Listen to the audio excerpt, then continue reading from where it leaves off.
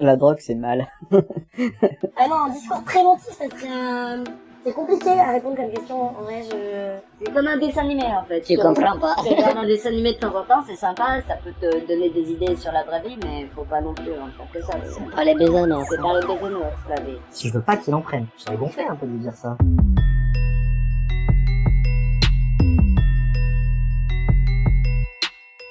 Mais tu vois, je vais pas dire que le préventif, c'est oh là là, tu vas passer un lendemain super difficile. Ça, c'est pas préventif du tout, enfin.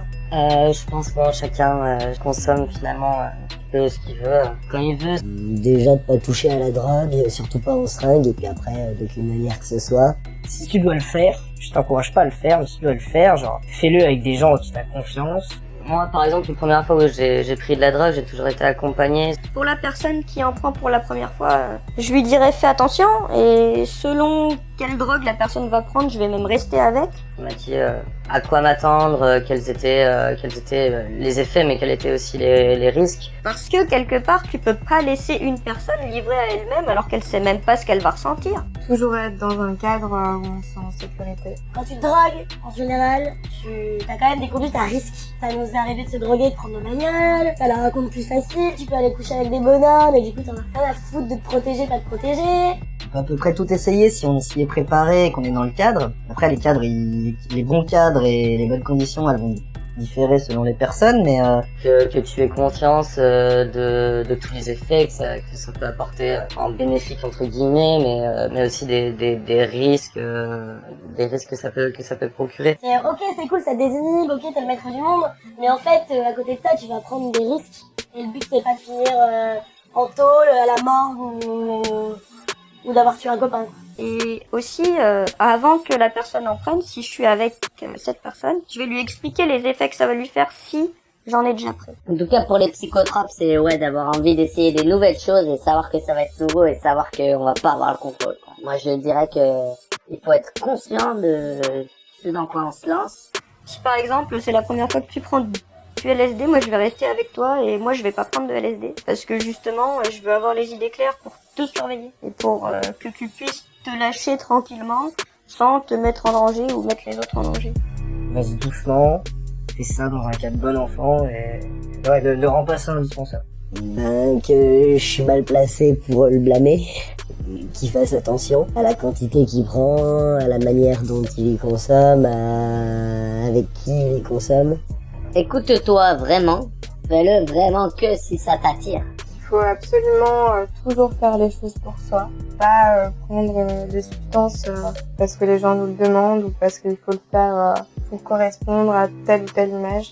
Fais ton expérience, parce qu'il faut tout tester dans une vie. En fait, des fois, je me pose la question par rapport à mes parents, tu vois. Je me dis, des fois, les parents, ils sont là, ils diabolisent complètement, et des fois, je me vois en train de commencer à leur dire, mais n'en faites pas un drame.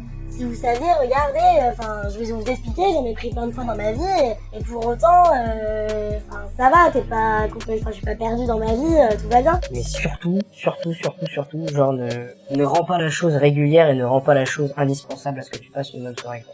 Je lui dirais de faire très attention à ne pas en reprendre trop vite, à bien gérer sa consommation parce que il faut toujours contrôler la drogue. Et à partir du moment où la drogue nous contrôle, c'est là qu'on commence à avoir un gros souci. Toutes les drogues, peu importe lesquelles, faut qu'elles restent dans la maîtrise et dans l'environnement un peu festif ou anecdotique, ou faut qu'il y ait quelque chose qui amène à ça et faut pas aller dans l'abus.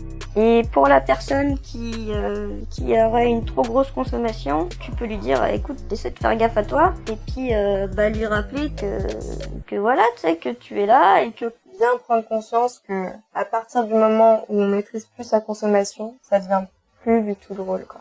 Commencer à prendre de la drogue chez soi le soir ou ne serait-ce que juste rentrer, boire une bière, pour moi c'est déjà mettre un pas dans quelque chose qui est négatif. Je mettrai en garde contre le fait d'en reprendre. Boire des bières tous les jours, tout l'été avec des copains, pourquoi pas. Boire des bières tout seul devant sa télé tous les soirs, c'est un autre concept. Et même si au final, je sais pas si physiquement l'addiction elle se crée de la même manière, au moins mentalement il y a un décalage. Quand tu vas arrêter de sortir avec tes potes, tu vas arrêter de boire, alors que rentrer chez soi c'est quelque chose de cyclique. Si tu prends l'habitude de boire quand tu rentres chez toi le soir, sortir de cette habitude-là, l'addiction mentale tu vas l'avoir. Ça va être plus dur d'en sortir. Je dirais aussi de faire attention au contexte, de pas prendre une perche avant d'aller en cours ou avant d'aller à un repas de famille. Je pense que ça peut être rigolo, mais C'est peut-être pas très prévention.